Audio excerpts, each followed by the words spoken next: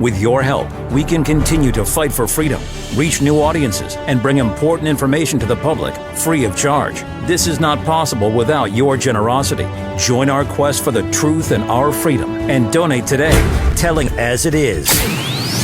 This is today's News Talk, The World Today. For The World Today, this is James O'Neill. Since the 2015 Bataclan massacre that killed 137 people, France has suffered 19 deadly jihadist attacks and foiled over 80 plots, averaging one fatal assault every 6 months. Recent incidents include a car ramming on Oléron Island and terror attacks in Apt Mulhouse in Lyon. French intelligence chief Nicolas Lerner warned that modern jihadism is decentralized, with young radicals, often under 21, driven by online propaganda and world events like Gaza. Authorities face increasing challenges identifying lone actors radicalized online amid growing ultra-violent subcultures among disaffected youth. In the UK, 7 men, including Iranian, Syrian, Iraqi, and Egyptian nationals, appeared before Bristol Magistrates Court, charged with over 40 offences involving rape, sexual exploitation, and supplying drugs to minors. The offences allegedly occurred between 2022 and 2025 and involve at least 11 teenage victims. Some suspects entered the UK via small boats or refugee programs. Police say the case began after a 2023 report of a teenage girl being exploited. Officers are conducting reassurance patrols, and prosecutors warned against prejudicing the ongoing case, which remains active before trial. A UK safeguarding review found child safety officials and neighbors failed to report signs of abuse against 10-year-old Sarah Sharif, fearing accusations of racism because her Pakistani father and stepmother were Muslim. Sarah was beaten, burned, and killed in 2023, her injuries hidden under a hijab forced on her to conceal bruises. The report condemned race as a bar to reporting possible child abuse. Both parents received life sentences, while critics say this reflects wider systemic failures in Britain, where professionals often ignore abuse in Asian households to avoid racial backlash. The U.S. House passed a bipartisan bill funding the government through January of 2026, ending the nation's longest-ever shutdown. The measure passed 222 to 209, with 6 Democrats joining Republicans before President Trump signed it into law. The shutdown began October 1st over disputes on extending Affordable Care Act tax credits. Mounting layoffs and travel chaos pressured Congress to act, and 8 Senate Democrats broke ranks to end the impasse. While progressive leaders decried the compromise, others said reopening the government was necessary to protect American workers and stability. France commemorated the 10th anniversary of the November 13, 2015 Paris terror attacks that killed 132 people and injured hundreds. President Emmanuel Macron and Mayor Anne Hidalgo led tributes at the Stade de France, nearby cafes in the Bataclan Concert Hall, where 90 died. A new memorial garden bearing victims' names was inaugurated. Survivors said the trauma remains despite justice being served in 2022 with 20 convictions. Officials emphasized remembrance, unity, and the resilience of ordinary life against terrorism's attempt to destroy it. Official data reveal 388 preschool-aged children, including 45 babies under 1, were referred to the UK's Prevent Counter-Extremism program between 2016 and 2024, most for suspected exposure to Islamist extremism. Reform UK's Nigel Farage likens Keir Starmer's leadership controversy to the Boris Johnson rebellion. Here's the serious bit. Starmer is clearly in very, very real trouble. There are elements of what we saw over the last 24 hours that reminded me ever so slightly of the beginning of the rebellion against Boris Johnson. And I don't think this is actually about policy or politics. I think it's about Starmer's personality. He's wooden. He doesn't connect with ordinary voters and ordinary people. He may be a perfectly decent human being, but he doesn't connect. This has been James O'Neill for The World Today. With your help, we can continue to fight for freedom, reach new audiences, and bring important information to the public free of charge. This is not possible without your generosity. Join our quest for the truth and our freedom and donate today, telling it as it is. This is today's News Talk, The World Today.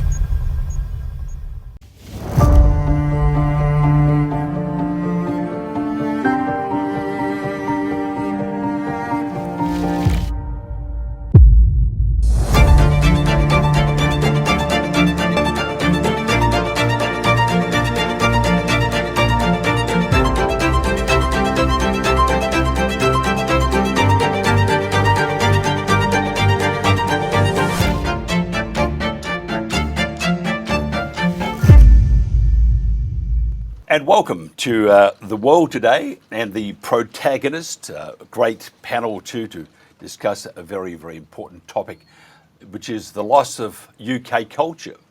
Who to blame? I'm Mike Ryan, and nice to be with you. For decades, politicians have lectured us on the virtues of multiculturalism and strength that comes from diversity. However, today's society is more fractured than ever before. We have seen uncontrolled legal and illegal immigration in the face of severe infrastructure and budgetary constraints. British citizens discriminated against in favour of illegal immigrants. Who would ever think? Race hate laws applied indiscriminately. Who would ever think? Politicians and high-ranking bureaucrats openly stating their allegiance to other countries or decrying the white population. Valid criticism of uncontrolled immigration has been branded as racist or far-right disinformation or intentional misinformation. Humza Yousaf, the former First Minister of Scotland, rails against disinformation spread about Pakistanis and Muslims, and in reference to the long-awaited and stalled grooming gang inquiry, claims that the vast majority of sexual offences committed against children by the white community and not the Pakistanis. We watch British culture eroding before our eyes and bastions of British life simply failing. Let's talk today about this loss of culture. What are we seeing eroded, and who exactly is to blame? Is it the politicians who have turned their backs on their constituencies and ruining our countries, or those from incompatible cultures who have defied our laws and taken advantage of taxpayers? Our panel, as I said, is absolutely stunning. Harry Miller is CEO of Fair Cop. Harry, thank you for joining us. I want you to tell me, what's your description of British culture? Well, at the moment, we're lost. We've lost our sense of identity. Well, actually, let me correct myself there. I don't think the British people have lost their sense of identity. I think the government, the police, politicians are trying their best to beat it out of us with a big bad stick. I don't actually think we have lost our sense of identity, although we are in danger of losing it if we continue down this route. Now, why is this happening? I honestly don't know. I know where it started. I know it started with Tony Blair's ideology that he'd borrowed, I think, from the world, from sort of the uni blob that marches relentlessly across the world. This notion of open borders, this notion that all are welcome, come hither, everyone. Let's just tear down our sense of self, and let's all become one jolly, happy, national, united, world nation. That's not how human beings operate. Human beings, as far as I'm concerned, are instinctively tribal. We see this played out every Saturday in British football grounds, for instance, where on the basis of where you were born or on the basis of the team that you were introduced to, you display a lifelong passion to that football club. You wear the colours, you sing the songs, you share in the chip butties and the soup and all the rest of it. And whether you're having good times or bad times, you support that club through thick and thin. The other part of being tribal is that when the opposing team come along to your ground, you sing songs that support your club and you sing songs against that. For a little while, there is a theatre of hate that goes on where you loathe the other side. You want the very worst for the other side. You want to defeat the other side. That is our tribalism in theatrical play. Now, of course, once we've left the football ground, we're quite happy to shake hands and have a laugh and share a beer with our opponent. But nevertheless, that tribalism is part and parcel of who we are as people. We're tribal as British people. Pakistanis are tribal as Pakistani people. Australians are tribal. Americans are tribal. People are tribal. And by trying to get rid of this tribalism, what we are doing is we are dehumanizing something which is essential about us as human beings. And that is why it's so dangerous. And that's why, quite honestly, no matter how hard the governments try to stamp it out of us, they will absolutely fail because we are tribal. Now, our next guest is Dr. David Richards, co-founder of Australians for Science and Freedom. David, thank you for joining us. What's your view of British culture? How would you describe it? Well, I just want to pick up on something that Harry said there, because I agree with him to a large extent, and I think that there's some nuances there that are really unique to the UK and have a role to play as well. Harry's quite right how important context and history and where you belong is central to the success of any kind of nation. And the UK is a strange place because it's got four nations which all have their distinct identity. And if you look, I'm from Wales. If you look at Wales, I mean, we've exported the music and our Eisteddfod around the world. We do our Eisteddfod in Australia. It's a global matter. If you look at Scotland, I mean, Scotland immediately identifiable and very strong tribal colours, if you like, in terms of their identity. Same with the Irish. St. Patrick's Day celebrated all over the world. And I think, one of the real issues that Harry's hit upon there is the loss of English identity. Because you've got, on the one hand, you've got the United Kingdom, but also you have got these distinct regions in the UK that all have their individual identity. They're not being sort of spoken about and espoused in the same way. I mean, England's got some problems. I mean, where do you go with Morris dancing, for example? It's not a popular thing to spread around the world, but I think it's that loss of English identity that was really exposed with Brexit. I mean, Brexit. I was sort of kind of against Brexit, but I could see it, understand it. It's a chance for the UK to regain its identity. It had this opportunity. When it was presented to it on its plate, it was found wanting because that national identity had slipped away. And our third guest on the panel is David Charalambous, founder of Reaching People. David, thank you for joining us. Can you tell me what your description of the British culture is? Well, I mean, I can quote some of the research because it's really well established that, as the two guests pointed out, an identity is very, very key. An identity will drive people's behavior. And there's three levels to what drives division, which is who are the group that you identify with, okay? Then you label yourself, and then you often compare yourself to the other groups. This is well established. And in the England now, you can't actually fly the flag of England. I know a friend of mine went to watch a football match wearing the England top, and she wasn't allowed in the bar for just wearing that. So if you are demonizing people for exhibiting their connection to the country, then straight away you're going to have massive problems. So there's this massive division between, as I think it was Henry pointed out, against the law enforcement, etc., and the people of the country. And I think that has contributed to the loss of identity. But also, when you look at, there's a big piece of this as well, where is people don't understand how entertainment influences people's identity. And the TV programs that people watching are really watering down what it is to be English. I agree with that entirely.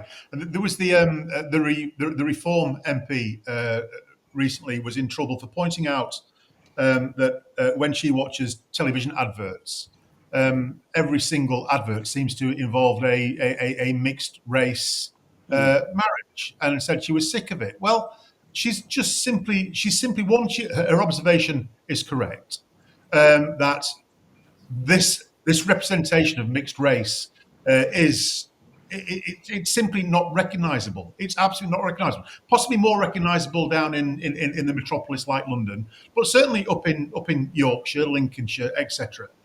Mixed race marriages are very rare.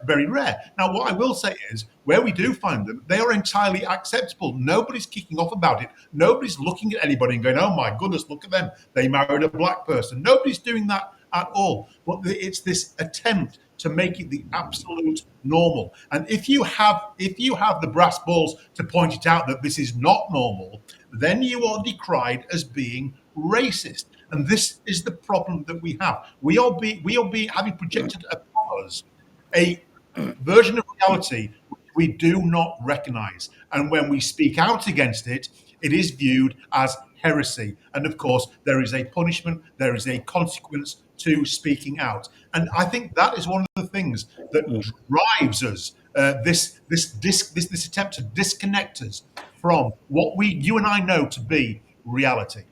Yeah, I was trying to that's ask you, sorry about this. Just want to ask, just at the moment, Harry, the Brits have. I mean, you're a great multicultural country, like other countries around the world, and it's only the last, what is it, 10 years, maybe 15 years, but and we see that has been eroded. That multiculturalism is becoming almost that bad word.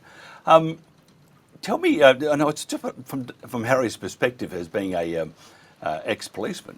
I just want to know, how come it changed? Was there a particular, and I'm not going to try and put you on the spot here because I don't want you having your ex-colleagues popping in and having a word to you. They do that anyway. Don't worry about that. That ship has long since sailed. Okay, then I'll say it with confidence. Is it because of those that and those from the Middle East, to those that from Africa, those that practice Islam? Would that be the reason? I don't know. In all honesty, I think when it comes to the police are labouring under a false sense of collective guilt following the McPherson report back in, what was it, 1999, I think it was, which said that police forces are institutionally racist. Now, I'm not entirely sure that was true, but secondly, and more importantly, our police force in the UK is unique in that the police are made up of the public. There's a famous dictum that says the police are the public and the public are the police. That's fine. So if we have a situation where our society is a little bit racist, then you would expect our police force also to be a little bit racist, because the police are the public and the public are the police. So I think what needs to happen, I think this has happened over the ongoing 25 years, quarter of a century, is that the British people have become naturally less racist. The police have become naturally less racist, but they continue under this great burden of guilt based upon the sins of their fathers. And they are now so intent on showing that they are ahead of the curve rather than behind the curve, that they are on the right side of history, that sometimes comes at being at the wrong side of the law. They are far more concerned about being seen as woke and progressive and inclusive than they are about being seen to be the upholders of the British law. And I think that is partly where the problem lies. The police need to get over themselves. They need to root out the bad apples. Of course they do. Absolutely, they need to do that. But I think calling the police institutionally racist can only make things worse. David Richards, I'm trying to get to the crux of the matter here. You're safe. You're in Australia, so don't go home. Whatever you do, you'll have some of Harry's friends saying hello, hello, hello. I'm just thinking. Tell me this. Just answer yes or no. Can you recall any protests against the Chinese? Just yes or no in the UK? No. I mean, my best friends were from all over the world. I mean, Paul Ramachandran, Iqbal Hussain, Samit Deep. They were all good friends. I lived in Reading, and we were multicultural, and that was 50 years ago. What about those from Jamaica and the Caribbean? Do we have any? Yeah. do we have any protest, and do we have government favouring them? I don't. No, Yes or no? I had two friends from the Caribbean, great cricketers, great soccer players. We used to have a great time together, and that was 50 years ago. I for the life of me, I don't understand why they stand in on ceremony on this woke ideology and so forth. We've fully integrated. When I was growing up in Reading, and there was very. I mean, it never even entered into the. I was what 15 to 18, something like that, and never even entered into the vocabulary. Sort of we were great friends, and you judged according to Martin Luther, you judged the man according to his character, not the content of his character, and that was how we. That was 50 years ago.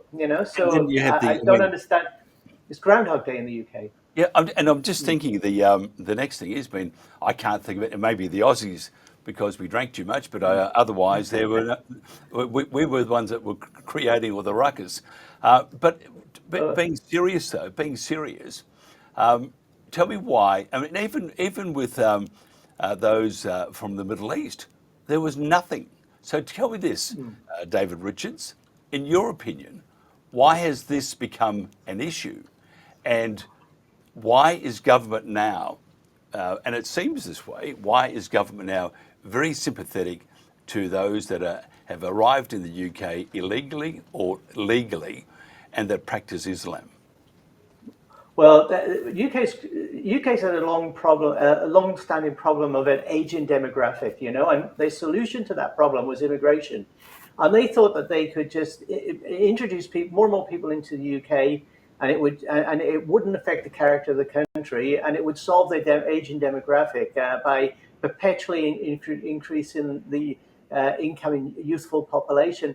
And of course, it's backfired on them because they didn't put the important structures in place in the first place that would have allowed a more seamless integration into British society. And in that process, they lost what was really their national identity, because basically they in a futile and sort of a late attempt to try to appease different groups who all had their own tribal instincts, and in a futile attempt to try to do that, they try to keep everybody happy, please everybody, and solve none of the problems. The problems were there right from the start because they had a simplistic solution. And this is a message for Australia. We're doing the same thing. We're looking at large-scale immigration to try to solve our aging demographic problem. Where people are coming from all over the world into Australia. We're doing nothing to integrate them into Australian society.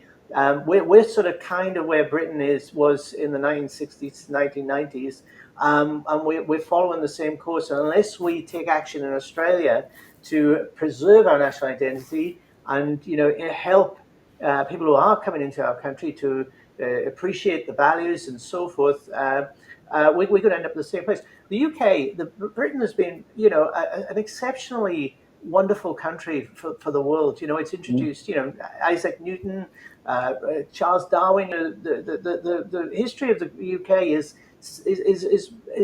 unsurpassed. Yes, they've done some terrible things, awful things, but who hasn't done that? And we can't. We move on and we ditch the things that we were bad at. But let's not forget the enormous prosperity we brought to large parts of the world, and also the modernization that we brought with the Industrial Revolution right around the world. These are things the UK should be celebrating. Not the cricket team, by the way. Never celebrate them. David Charalambous, I want to know, can you just tell me, we've worked out so far that you haven't had huge rallies and protests against the Chinese, the Caribbean, people from Caribbean, Australians, whatever. Because the UK has always been a great country for multiculturalism, and it's just like other countries. Recently, though, it's changed. Now, I'll say it is because we have all the new laws, or the relaxing of laws with regards to, say, Islam.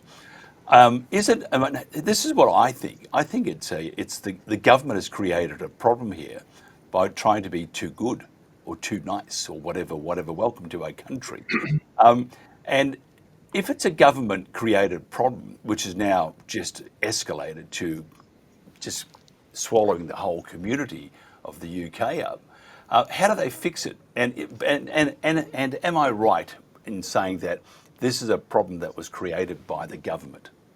Yeah, absolutely. I think so. Sorry, Dave. I'm jumping in there. That's right. I think one of the key things that Henry pointed out is that we're not allowed to talk about any of these things at the moment, and forced silence is a problem. And the UK has more arrests for tweets than Russia or China or any other country in the world, which is very, very concerning. But what's even worse than that is the self-censorship. So many people won't speak their mind because of what's going to be the consequence of this. I would also question whether the government's trying to be too good. I don't think that's the case. I don't think the government's trying to be too good. I think what people don't understand is that most people will do what's in their own best interests. So the incentives that are created is what tends to create the outcome. And for instance, many people will say, if I went to any country around the world and expected to impose my culture on that country, I pretty much know what the outcome of that will be. I will be told to leave, and I will be, and there won't be any. The people of that country won't be called racist for telling me I can't impose my values and my culture on that country. So the fact that we let other countries do it here is no surprise that we're going to lose the identity of this country. That makes sense. So it's not the people themselves. They're doing whatever is in their best interest. But what you have the government is by its policies is creating the fertile soil for division. That's what's happening. They're effectively silencing anyone that speaks up. They're making the Overton's window, as it were, that you can't complain, you can't have your own culture and identity, and they're getting the outcome that is obviously being desired. Is that David? Second David, by the way. So David Richards just kept quiet. Is this? This is intentional, obviously, but is it? You said we're going to lose the national identity. Have you lost it already? Is it too late? Well, I think there's a big battle on, and what you'll see is a lot of people are. I think a lot of people realised it's no longer just an accidental trundling down a certain route. I think so much of the country is now aware that if you had the captain of a ship and their incentive was completely different from the passengers of the ship, then you're going to have a major problem. And I think that's what we see with the governments, is that they're not acting in the best interests of the public. I've gone to speak at certain councils and I've challenged them on things, and they don't care about the truth. They don't care about the facts. They only care about basically getting their own needs met, which is just serving the funders. You really have whoever's paying putting the money in the jukebox is going to select the record. And I think people don't understand how powerful incentives are. I mean, there's so many examples of when the research shows that you can corrupt the moral compass of 65% of a population under 4 conditions. And all the people with the money has to do is create those conditions, and they can get the outcome that they want. And that's why you're seeing, in the UK now, some of the things are absolutely insane. I'm pretty much sure everyone here will attest that 30 years ago, there's certain questions you'd ask that people would laugh at, like what is a woman, and et cetera, et cetera. And in the UK now, the the top-down driven policies are very concerning, I think is the point. Can I ask, what are the 4 conditions? Can you remember those? Yes, I do have them listed up here, and they're very key because if you take something like the Wells Fargo scandal in the US, Wells Fargo changed the incentive scheme of the bank, and that resulted in 5,200 employees committing fraud. So the 4 conditions are moral justification. So you create the person having a reason to do it under moral justification. Diffusion of responsibility. So you shift the blame. You dismiss consequences. And then you dehumanize the victims. And whenever you create those 4 conditions, so if you create in a bank, you'll get people committing fraud. You look at the VW scandal, that was the same. And that's what you're seeing in the politicians now, is that when they have a certain way to act now, and that's how they're acting, they won't ever address the difficult questions around what is a woman, etc., which should be a fairly fundamental question. But once you create that environment where people can't speak freely, then you've got the dictation of people's thoughts coming from the policy. I hear a dog in the background. I'm not too sure if that's one of the police That's me. Chihuahuas. I'm just going to shut the door. So someone's at the door. So what we might do, as he's gone out to the see who's at the door, it's hello, hello, hello. We see that We're back. you're on We're back. mute. We're all right. So is it Harry? Is it too late? No, it's not too late. It's not too late at all. I have a great amount of faith in the great British public. When I say the British public, the public of any the indigenous public of any country, the populace of any country.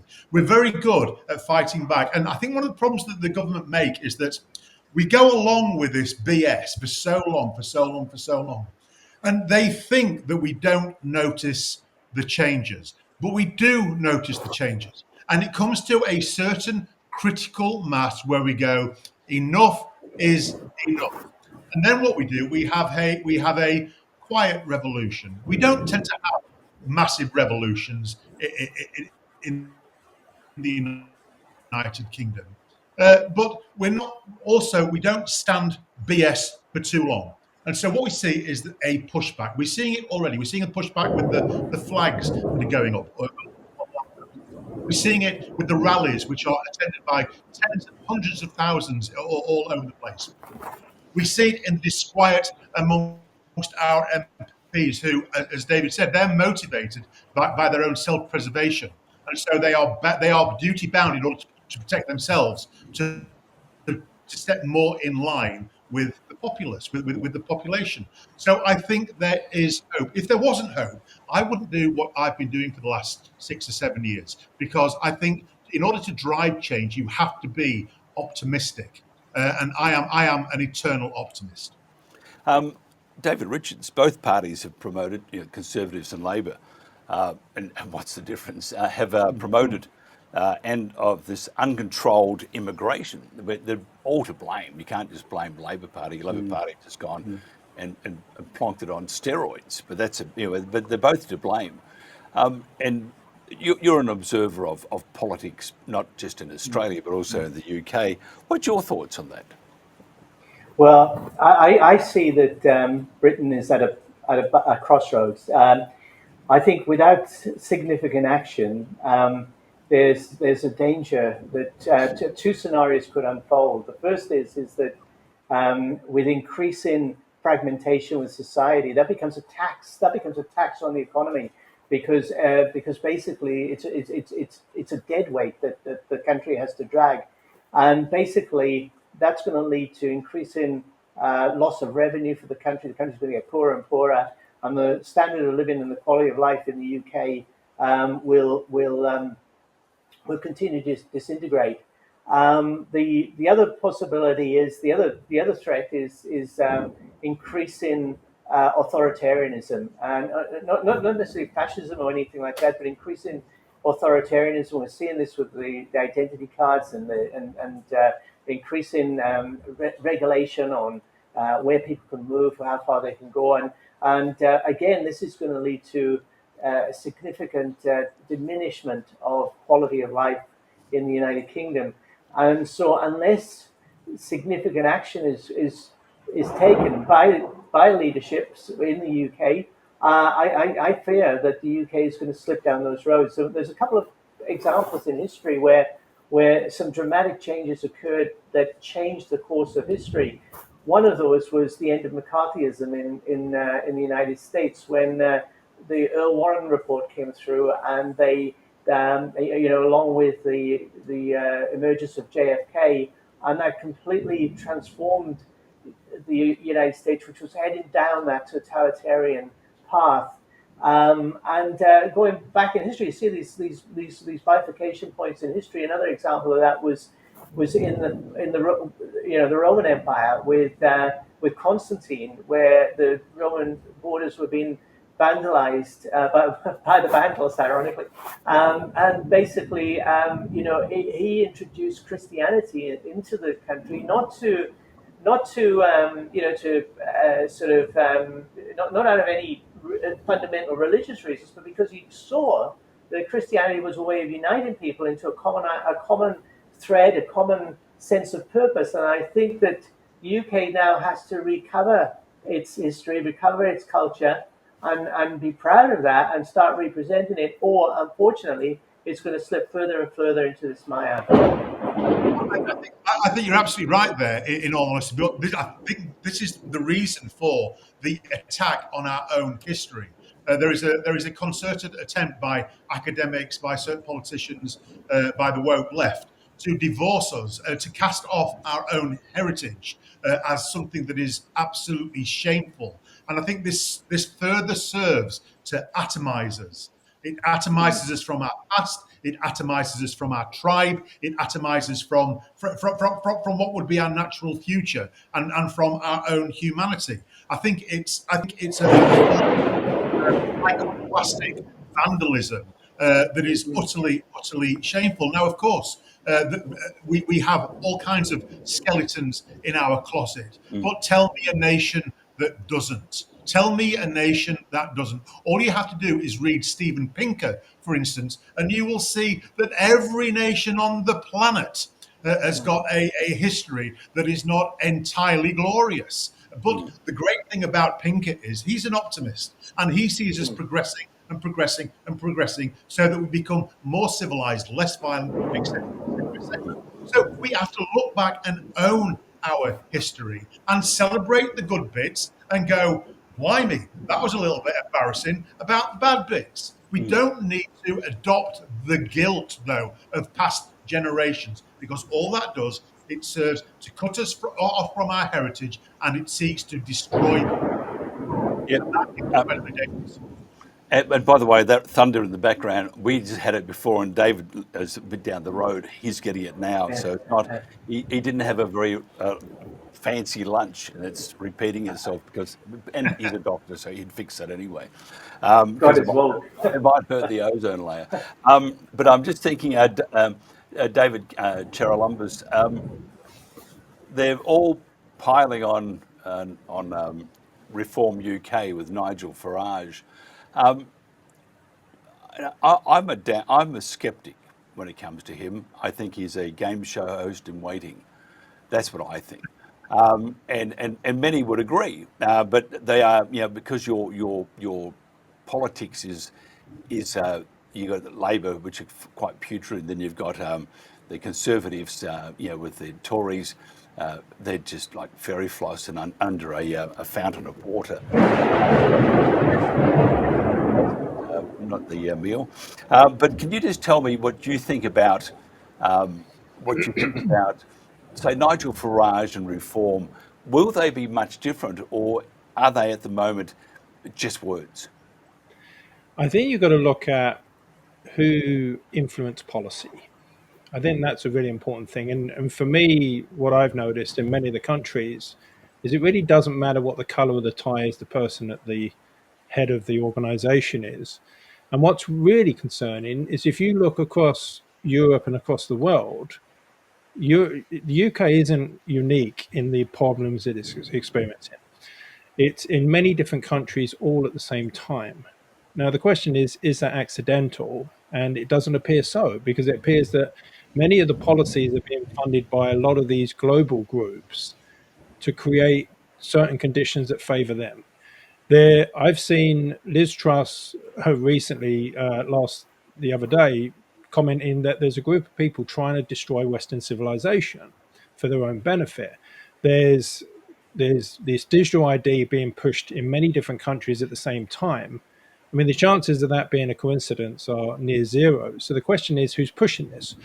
Keir Starmer is on record as saying that he wants to move power away from Westminster. The question is, where is he moving it? So in answer to the question, I don't look at the individual person per se, because I don't think that they're their policy and their character as imposed as much as we think it is. I know when you look at Dominic Cummings, he said at these policy briefings and these, everything's worked out beforehand. They get a file, they're told what their decision's going to be, and the rest of it's theatre. And until we start looking at who's pulling the strings of these puppet masters, I think we're going to be distracted by looking at the puppet itself, and thinking, like, why is that person doing that? It's really, the key is, because it's well known in the line of work that I study, is the incentives. You give someone an incentive to do a certain thing, and most of the time they would do it. And that's why you're seeing during the lockdowns, everything, nearly all the politicians were singing from the same hymn sheet. Okay, which didn't make sense. Harry, you want to say something? Yeah, I think you're absolutely right. I think the problem is, and I think Dominic Cummings hits the nail on the head. We don't actually live in a parliamentary democracy. We live in a parliamentary bureaucracy, where it is actually civil servants who rule the roost here, and you cannot get rid of them. We don't know who they are, really. You can't get rid of them, and they make the decisions ahead of the government, and the government are simply the puppeteers to the civil servant puppet masters. So I think what we need a sort of Cromwellian approach here, where we do have a sort of internal revolution, and we get rid of these complete and utter idiots who are running the country, who think that they know best. Despite the British public voting in favour of Brexit, they knew best and did everything they possibly could to stop it happening. These are the idiots who, even though the Supreme Court itself has ruled that a woman is a woman and a man is a man, they still insist that that is not the case. So we have this civil service which seem to be above the law, above the ability to vote them out, and they seem to be entirely untouchable. So we do need somebody with a very large sword to go in there and chop off their heads, metaphorically, before the police come knocking. Why metaphorically? Why not in the real world? Because we're not French. They burn people. I mean, look at Charalambous. A bit hot here. Why? Can you just, I'm going to throw this out to all of you. Why the ramping up of enticing people to move to the UK? I mean, in Australia, for example, we have the government doing the same thing. Move over to Australia, but we've got nowhere for them to live. Same thing with the UK, but it's a little more severe there at this stage because, as David Richards mentioned, we're a bit like the 90s. I'm not too sure if he meant the 1890s or the 1990s, but we're a bit like that. But with the UK, not only do you not have any accommodation for them unless they stay at some of the best pubs around or the best hotels around, but there's no room for them. They're changing they are changing your system, your culture. What's the excitement or the attraction? Is it so that they will get those votes the next election? I don't think so. But why would they be doing it if they know full well that it's going to destroy the UK? I'll throw it up in the air. Who wants to go first? Well, I mean, there is an element of immigration will vote left. So it's in the left's interest, obviously, to bring that in. And I think Tony Blair did create a big problem. But, I mean, many of the policies are serving some kind of agenda, and a lot of people benefit from chaos. When you water down everything and then you can dictate it. So I think there's an element of that going on. What about Harry? What do you think? Well, I tend to subscribe more to cock-up rather than conspiracy theory, although I've got to say that my mind is gradually being changed on this matter, because when we see the same mistakes being made over and over and over and over again without any reflection, without any change, then you've got to start thinking, well, maybe I was wrong, maybe this is not cock-up. And I'd like to come back to your suggestion that the government are being nice. They're being over nice. I don't think they are being over nice at all. I think they're being deeply, deeply cynical, and I think they've weaponized niceness, in all honesty, to their own ends. For instance, in this country now, there's been this criminalization of the natural human emotion of hate. Well, hate is a natural human emotion. It's as natural as envy or love or jealousy.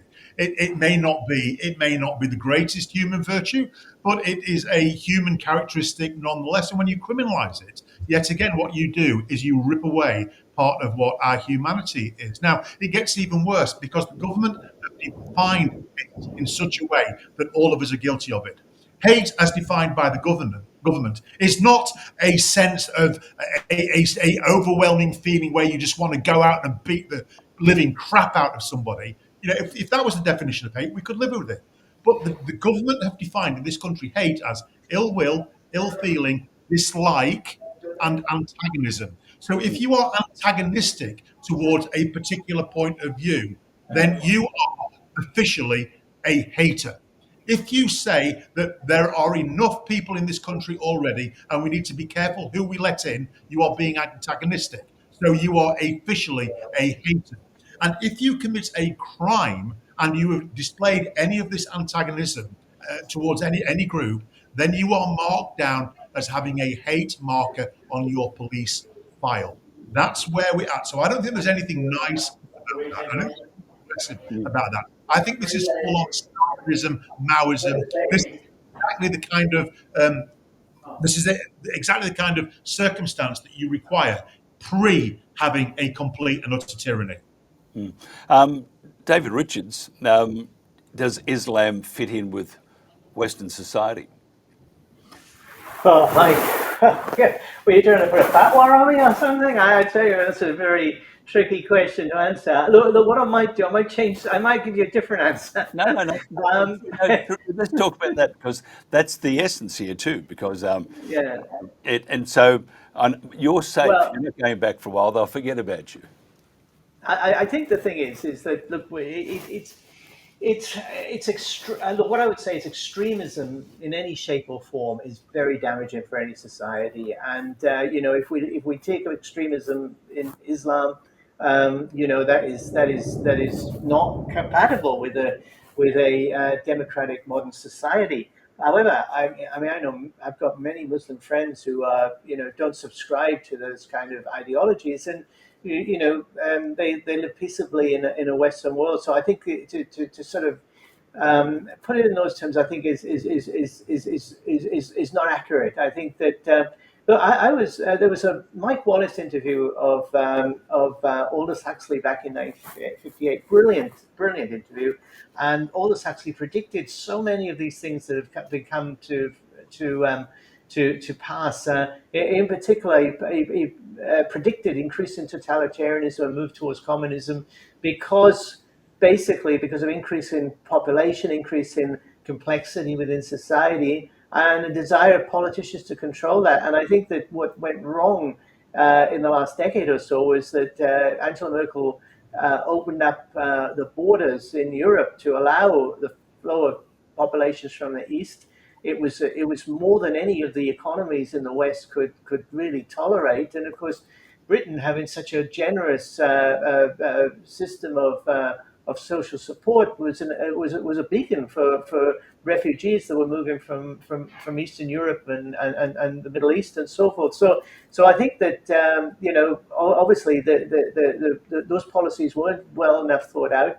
I think the message is if you're going to have immigration, you've got to have systems in the society that can help to ensure that those people moving into the country assimilate and become part of our culture. Otherwise, our culture is going to disappear.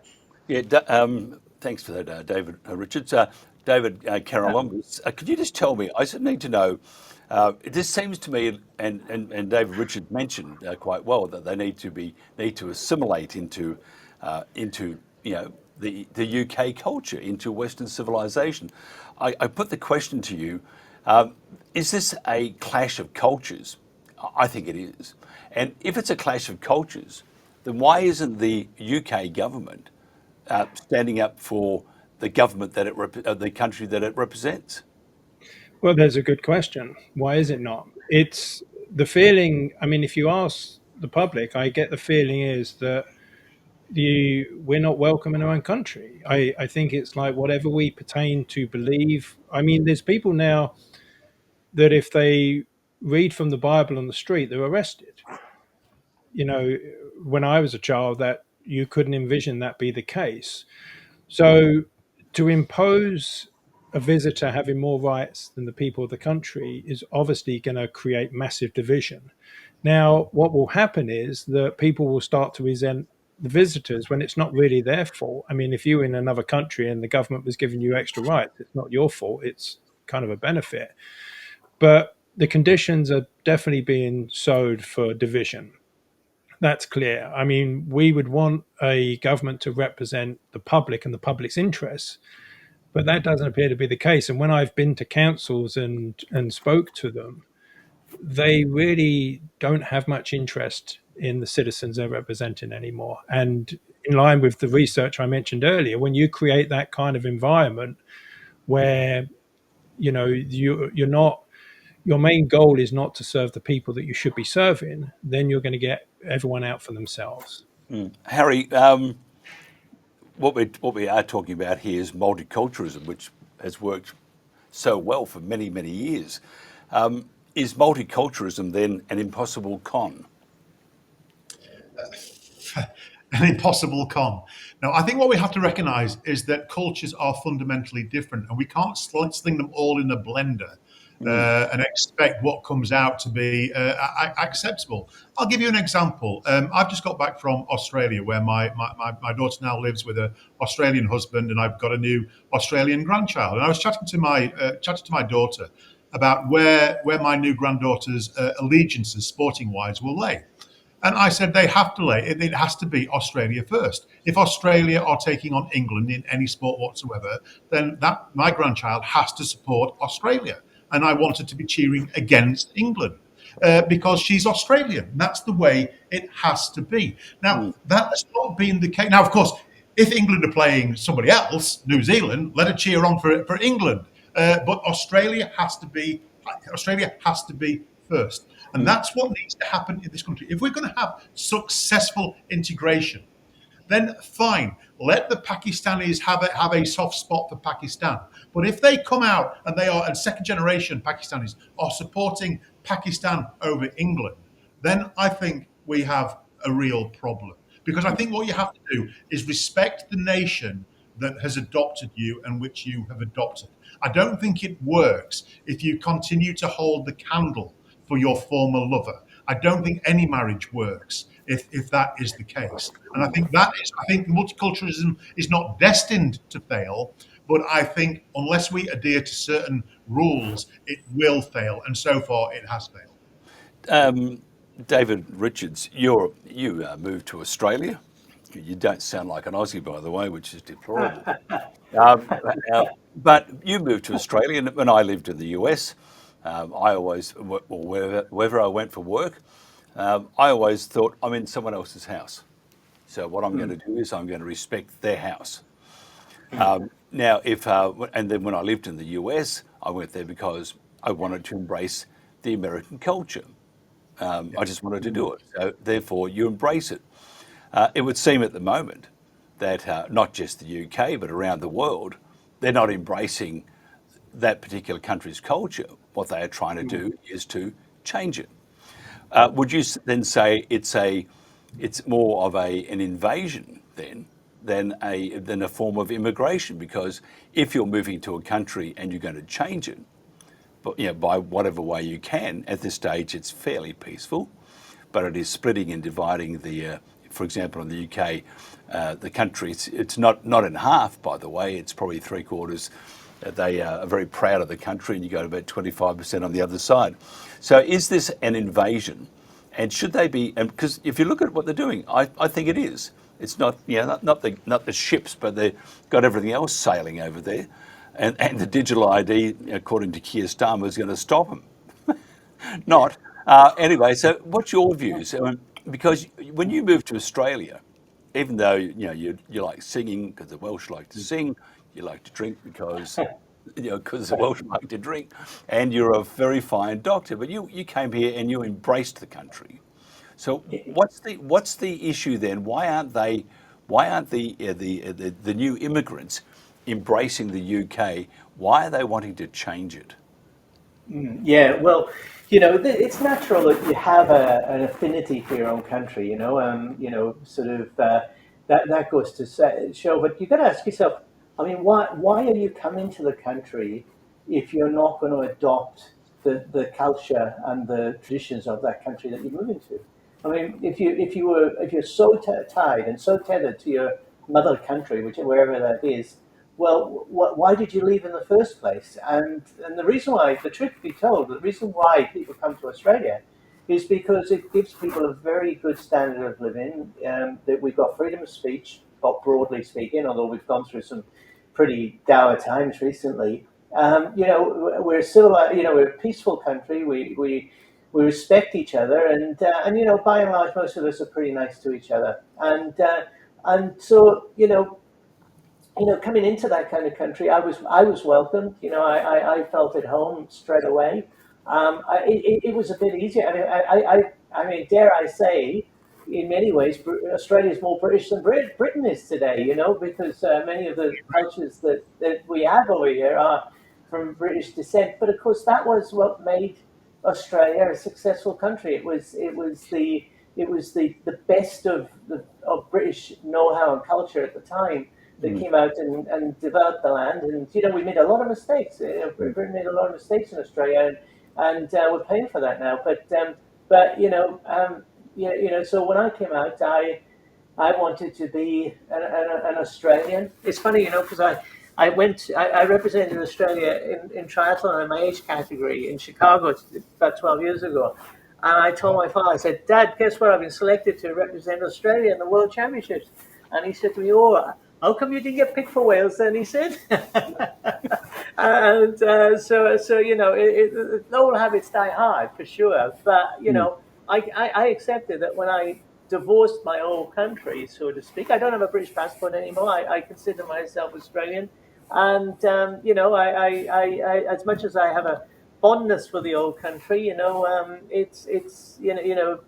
got a new life now, and unless you do that, unless you try to create that, then the country then has a dead weight around it. And of course, what we're seeing in Australia right now is with our current government, it's important.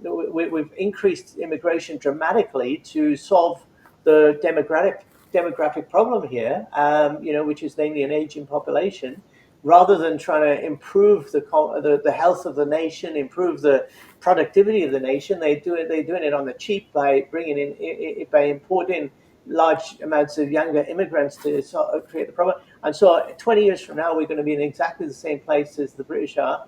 And Australia needs to learn from this British experience, or we're going down the same route. We're just 20 years behind. David Charalambous, can you just, is this an invasion or is it immigration? And I'm being a little bit liberal with the word invasion, but it's the cultures are clashing. I see supported by the government. They are winning in many areas. We have the cries from Muslim politicians and others saying that we must win. We have to, make ourselves known and be very strong and blah, blah, blah, blah. Is it an invasion of a sense, or is it just that the government has allowed, as you mentioned before, with incentives, has allowed this to prosper and divide the country? Well, I think both Harry and David made very good points. I mean, I actually lived in Australia for 5 years in 2004, and I was of the same opinion. I didn't want to impose my culture there. I was in somebody else's house, and I would, do what the locals did, and very much enjoyed that. I just couldn't imagine many other countries allowing a person from overseas imposing their will and their culture. So you're going to get a clash of cultures if the UK doesn't have its culture respected, and then just allows everybody else to start bringing cultural values in. And there's a real key thing, is the values and the morals. And when they start clashing and they're different, that's when you're going to have the issues. So by removing the backbone, and that's why a religion can be very useful, because it will, impose a moral code, as will a lot of the stories that a country holds. But I think as an English person, we've been made to feel embarrassed about our past, which was not our doing. We can take responsibility for how we've acted, and the research shows that guilt and shame are very problematic emotions. And when a country is feeling those emotions for things that it didn't do, then its behavior is going to be very problematic. So, yeah, I think the distinction between allowing a certain level of immigration to flourish and welcome them, which, I think Britain does welcome people. But when it gets to the point where the resources are heavily strained and the burden happens, and then you can't actually have your own culture and you're demonized for your beliefs or your opinions, that's when the division will begin. Yeah, Harry. I think one of the problems that we have is that not only do we invite people to come here, or simply allow them to come here, without any checks and balances, when they get here, we actually tell them that the reason they're here is because we destroyed their country with colonialism. That we went over there through our history, we uprooted them. So their need to emigrate away is because of us. That's part of the problem. And then when they get here, they are encouraged to join in our own self-loathing. So we say, yeah, the reason that you became a migrant is because of our unhinged historical colonialism, and now you're here. You've got to help us to purge ourselves of our historical guilt. So is it surprising at all that people don't integrate? We hate ourselves, so why should they love us? I think that is part of the problem. Harry, can you just, we're going to wrap this up in a second. I've got two more questions. The next question is very important, but this one, will it get much worse before it gets better? I don't know. I think it's got exponentially worse since Keir Starmer came in and made his ridiculous speeches following the Southport attacks last summer. I think the demonising of ordinary British people as far right is utterly ludicrous, and I think the inevitable consequence of that is that if you label something as something, then they will start behaving in that way. So I think he's the author of his own downfall. I think in the short term, I think it will get worse, but again, I'm an optimist. Eventually, it's going to get better. I don't know whether that's with Nigel Farage and reform, but at some point, it will get better. David Richards, will it get better before will it get worse before it gets better? I'd like to say it's not beyond recovery, and I can't see any political leaders in the United Kingdom with the vision or the strength to change things around. I was never a fan of Margaret Thatcher at the time, but you do need that kind of Margaret Thatcher kind of character who can take the country forward now, because basically it's a country that's lost its identity. It's to use a medical term, it's autistic at the moment, and until it gets some kind of sort of superior operations system at the helm of its head, it's going to degrade into chaos. And I think it's going to be a slow process, but I think. I think the solutions that the politicians are trying to enact at the moment are increased regulation, which is going to be disastrous, and there's too much cowardice in the country, and unless people start sort of realizing the depth of despair that they're in at the moment, I think unfortunately I can't see it turning around. David Charalambous, Harry, and David Richards. Both have shared their thoughts on that. It's probably get worse before it gets better. What do we need to make it better? Well, I think we've got to understand who's steering the ship. What are the forces at play that are causing us to go where we are, and then, change those. And that's the thing. And I don't think the politicians are basically writing the policy. So we've got to understand where the forces are coming from and change those. I think I think we've got to decentralize a lot.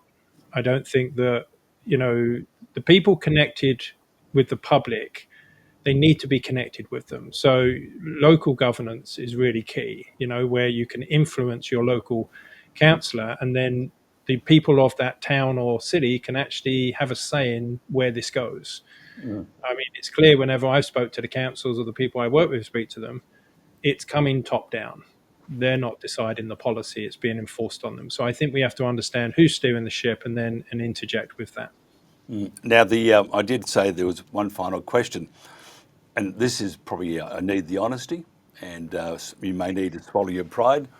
Need to know, Harry, because you're an ex-policeman, you know these things. The test series is about to start. Will Australia win 4-1 or 5-0?